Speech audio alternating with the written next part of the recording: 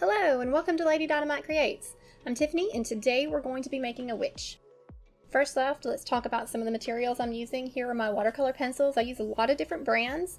I have Caran d'Ache, some Derwent ink tints, and some Faber-Castell in there too. I use the Pan Pastels for my shading and some Arteza Gouache for my eye shines. So you've all seen me prep the dolls in the last couple of videos, so I'm just going to skip all that and jump right in. She has been fully rerooted with nylon hair, and I do believe this shade was Asuna from the Doll Planet Hair.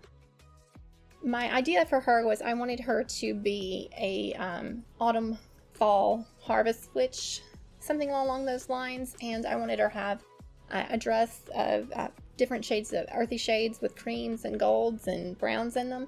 But I didn't want to do a doll that had a more tan or brown skin on her because I felt like that would just be too monochromatic. So I chose this Sarah Screams doll, and she's got this lovely green tinted skin. And the first thing I start doing with her is blocking in her eye shape.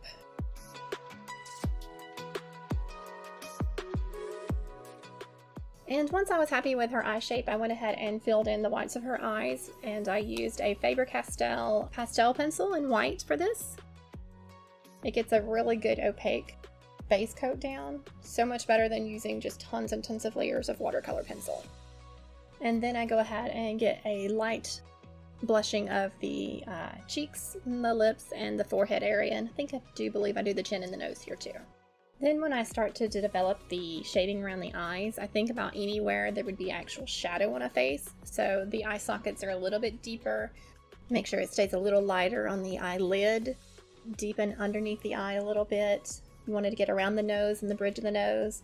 Underneath the lips, under the nose, the philtrum area, the corners of the mouth. All of those areas would naturally be in a little bit more shadow on a regular face. I would even recommend looking at some makeup tutorials for seeing how to highlight and contour a face, or also drawing tutorials for drawing a face in charcoal or graphite, because they're going to show you areas that you wouldn't think of actually getting a little bit more shading. This is my favorite brush to use for shading in around the nose and eyes. It's a stubby little brush. I've just cut it off. It's real simple, but it's great at building up colors this way. And I like to use some Q-tips to help blend out those colors.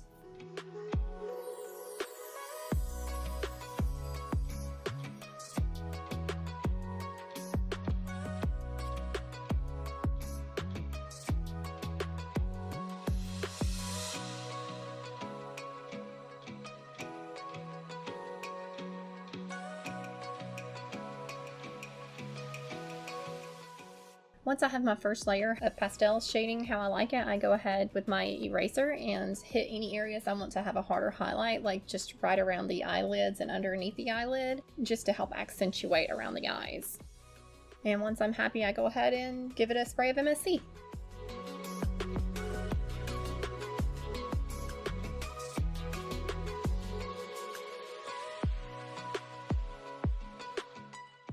I really wanted this doll to have a very sun-kissed feel, so I hit her again with some pretty pink blush on her cheeks and in her forehead, and deepened some of her shading around the sides of her face.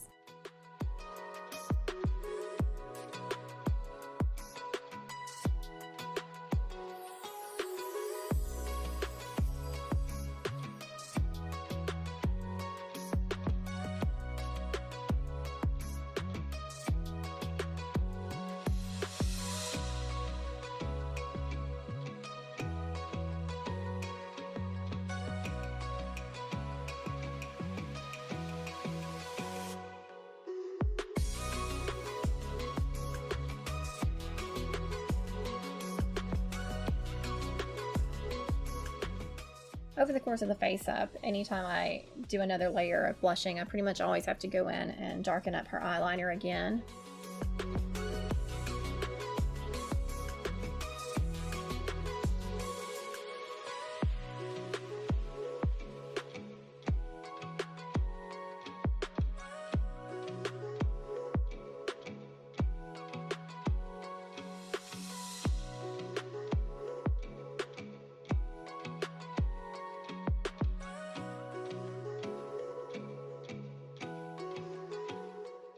And here I am actually starting to add some of the shading into the actual eyeball itself. So I darken the lines right around where the eyeball is against the water line. And then I blend it out with a wet brush. I take a watercolor pencil and I darken up the nostrils and the corners of the mouth to give dimension.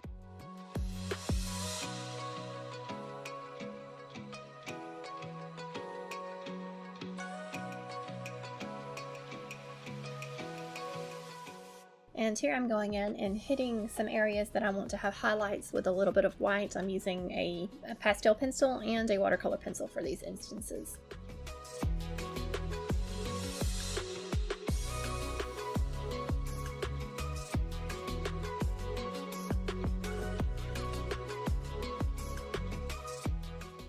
And then I start to block in the color for the eyebrows. Once I get a basic shape down, I refine it a little bit more with my eraser here.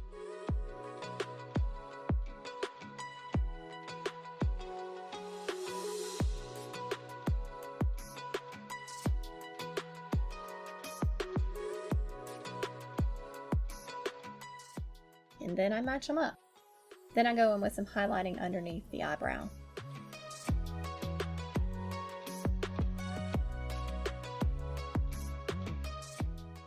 Here I'm giving the waterline a little bit more dimension, adding some shadowing into it. So for every one of my dolls, I decide there's going to be something that I've never done that I'm going to do. And for this particular doll, I decided I wanted to give her an expression where she's looking off. I've always done dolls that just look straight forward, and so this one was going to be a little bit different. She's going to be looking off to the side, but this was my second attempt on these eyes. What can I say but get reference, get reference, get reference. Even if you look stupid like I did, I took pictures of myself and pop them up right here. And you can see I actually took some pictures in Snapchat so that it would make my eyes bigger, and then I took them into Photoshop and actually cropped my eyes out and made them even bigger so I could get the look that I wanted. But it helped so much. My first eyes looked horrible. I didn't use my reference like I should have, and I know better. But for these, they actually came out looking like I felt like they should. They had the correct angles and things like that. So here I've gotten the base coats of my eyes down. I have a pale yellow and two other turquoise tones in here, and I've blended those out with a blender stick. I do later go in and add a even darker tone because I felt like there just wasn't quite enough dimension with it being like this, but this is where we start. And then I start getting some of the detail lines into the lips.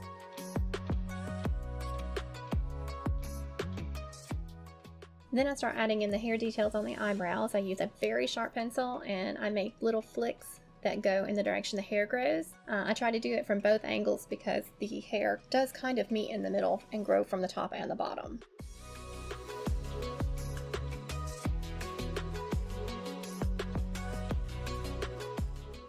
And then I start adding in the tons and tons of freckles, and I do believe I used 4 different shades to make all of the different freckles on her face. And here I start sketching in where I want the pupil placement, and once I'm happy with that, I go ahead and start darkening in some of the areas and adding a few detail lines into the irises.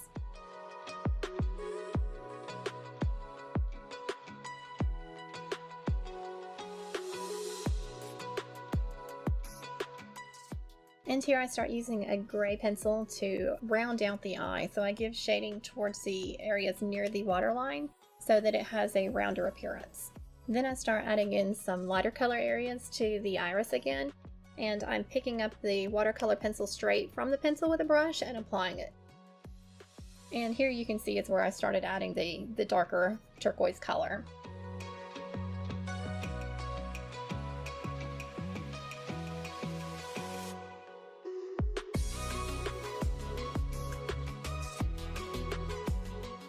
And then with a little bit of pastel powder, I shade where the eyelid would cause a shadow on the eye.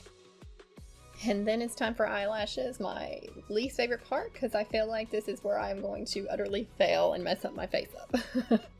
I take a very sharp pencil, and I mean super, super sharp, the sharper the better, and I try to just make tiny flicks in the direction of the hair growth and lift up a little bit with the pencil as I do it. And once I'm happy with the way I've shaped the eyelashes, I go back and darken them at the very bottom.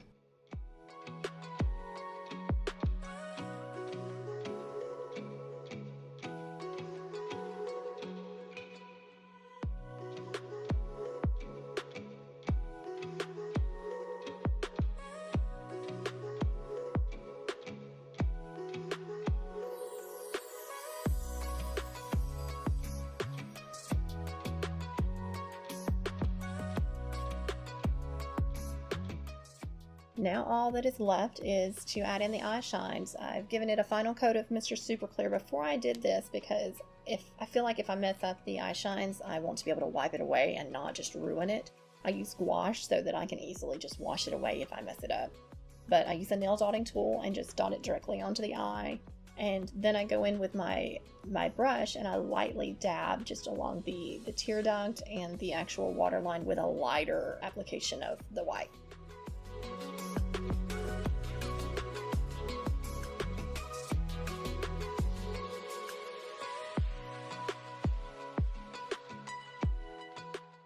I had originally picked this really campy Halloween-y fabric, and my husband saw it and he was like, no. He's like, your doll's just gonna look ugly in that. Please don't use it. So he actually made me rethink my color palette and design, and that was why I decided for the fall theme. This is why I always make my clothes first. I feel like my fabric choices are going to impact the color hair and the makeup that I wind up choosing for my doll. Once I have all my pieces cut out, I go ahead and fray check them. These cream pieces are going to be part of the underdress, so I'm attaching the lace overlay to the base of the skirt, the cuff to the sleeve that I've already gathered, and I'm sewing the bodice pieces at the shoulder. Once those are all together, I sew the shoulder to the bodice. I sew up the sides and the undersleeve, and then I attach that to the skirt once it's sewn and add a collar. Once I start on the overdress, I hem the sides that are going to be open in the front, and then sew the bodice pieces together. I then attach the bodice to the two skirt pieces, and then I fit it onto the doll and see where the closure will be and sew up the back and make the closure. I then go ahead and add some detailing trim to the bottom and the top of the overdress. Then I went ahead and added a cameo on there for a little bit more detail.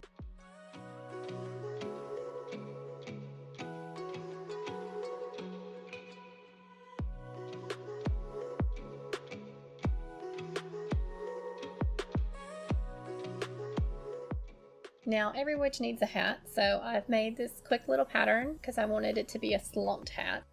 And I found this fabric and I go ahead and cut it out, and then I sew up the two open sides.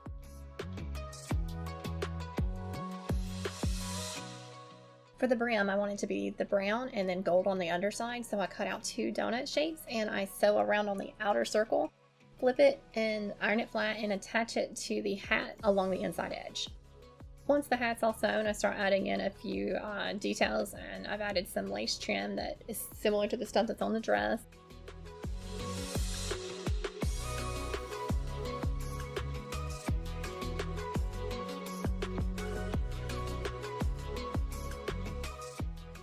And to represent her harvest nature, I start adding in little leaves and flowers and little things that look like berries.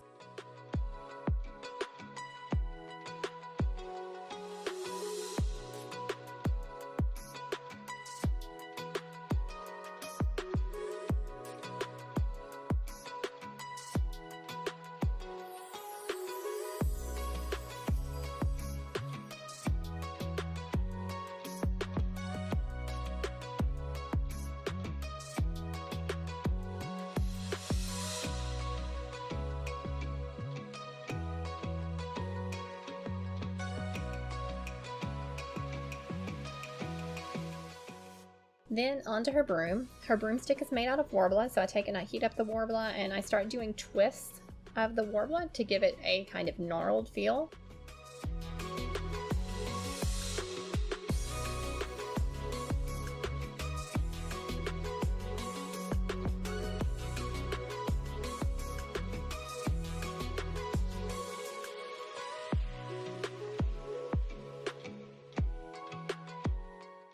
And once I've gotten it all shaped out and I'm happy with it, I make it a little bit crooked, and then I hit it with a upside down can of air so that it freezes it in spot and cools it down really quick.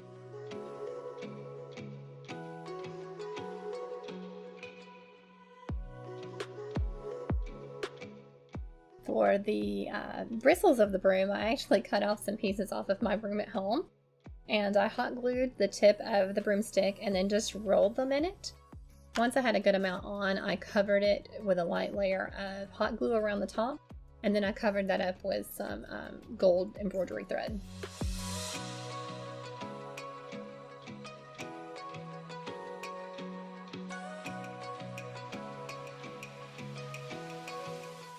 Then I just added in a few more details like that were on the hat. For the paint job, I just applied some brown in different shades, and then I did a wash of black acrylic on top and wiped that away. And that kind of gave it the feel of bark.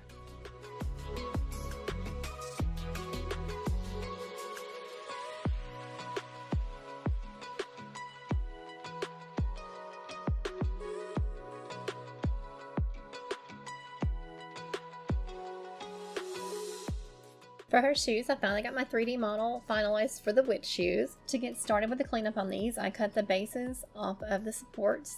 So when I cut the supports, they are no longer in the way.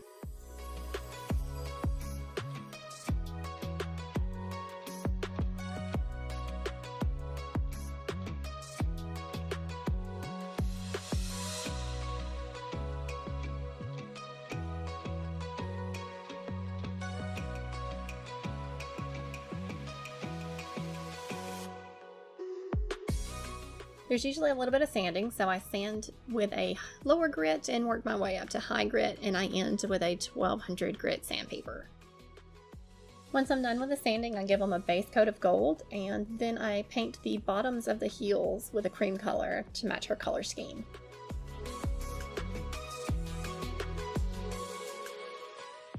I'm really happy with how these shoes turned out. I couldn't believe I was able to get such a great curl on them. I'm really happy with them. Just wanted to say thank you for watching this video, so please like and subscribe, and stay tuned for the end photos.